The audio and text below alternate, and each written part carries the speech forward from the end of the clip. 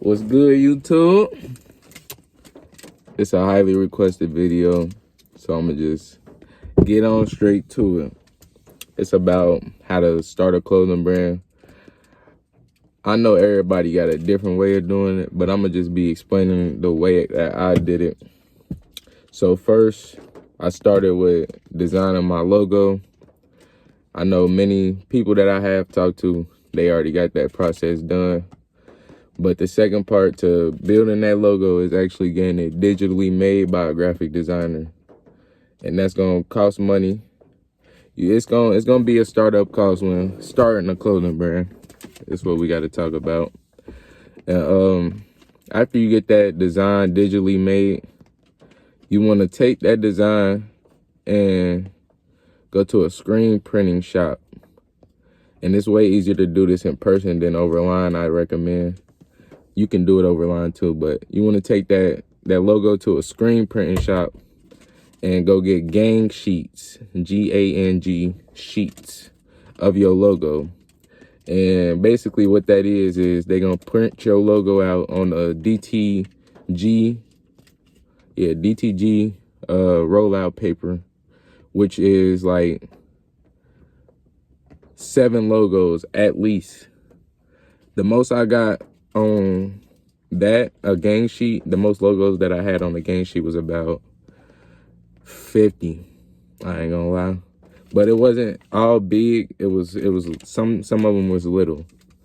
So you want to maximize the logos that you get on that gang sheet because you want to make as many shirts or hoodies as possible.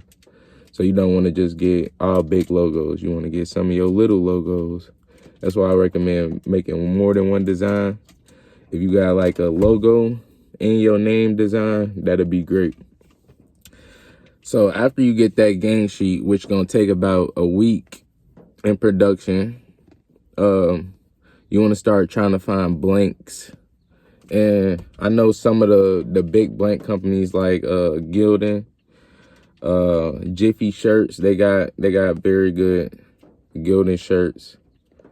And Aviva Wholesale, I'm gonna give y'all some game on that. They got free shipping for blanks if you shop over $200. Now, what I did, I got 25 blank hoodies with my logos, with the gang sheets. So I was able to make, so I only had to buy like 2 gang sheets and 25 blank hoodies. So 25 blank hoodies is like $10 a piece. And gang sheets cost about $25.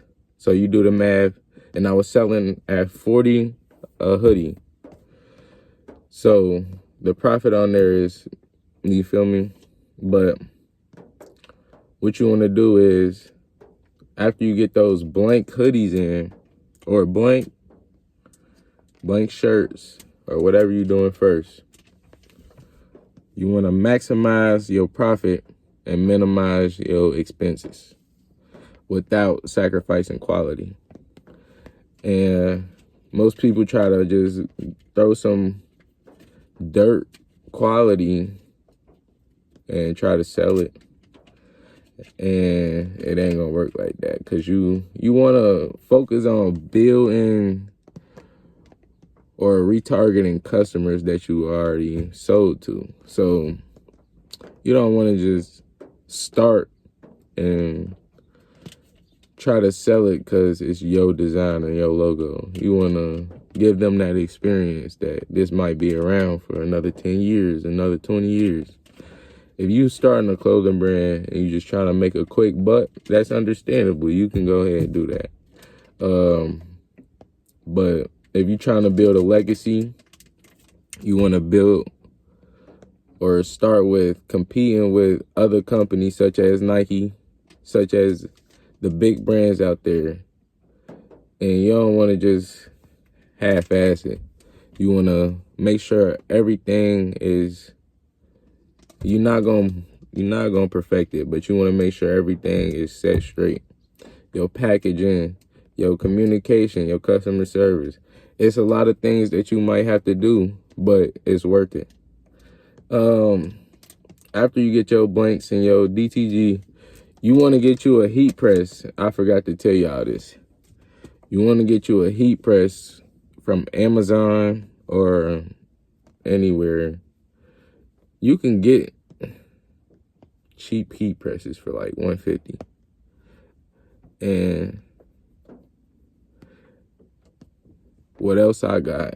I had some packaging bags so I could put the clothes in. I had some stickers so I could show my logo. You want to really brand your product to the point where you looking like Amazon, you looking like Nike. You feel me? You don't want to just put it in a bag, no logo, no business card, and now they just got a hoodie. That's, you feel me? If you really want to build a brand, start branding. Start branding with everything, even on the shirt, the bags, the business cards, everything. Another thing I did to get exposure to my clothing brand, I started telling friends and family. Yeah, they really helped me get motivation to start selling to new people. And I gained that confidence through selling to them to go out and sell to strangers. So I definitely recommend start selling to friends and family first. See what they say, get their feedback so that you can conduct a better drop. And you don't want to just sit outside and I don't know. But you want to make sure you're getting better over time with this. You don't want it to be the same thing every time, because that just shows stagnancy. But you want to show consistency, persistency, and growth. So first mistake I did make while starting off, I didn't do a good job at collecting my data. And that is what's going to bring you your money. Collecting data, what I mean by is your name of your customer, what hoodie did they buy? Because you want to know what's your best-selling hoodie for sure. Or what hoodie gets looked at the most and you want to promote that. So if you drop a hoodie and you don't know the analytics on that, you're just going to be dropping blindly because you don't know what's hot, what do people like. So I definitely say promote your stuff to the point where people can see it. People can slide up and say, oh, I like that. So collect that data though. You don't want to just go past that. You want to collect the data for your business. Another thing I got was an LLC so I can conduct business legally in Ohio. So I definitely say make sure you go the legal route as well. They will get your ass. I'm trying to think, is there anything else? For starting to reach out to go global, I know Money Route, we went in the movies, and we about to venture out some more, and I'm about to get ready for this photo shoot. I'm gonna let y'all know on that.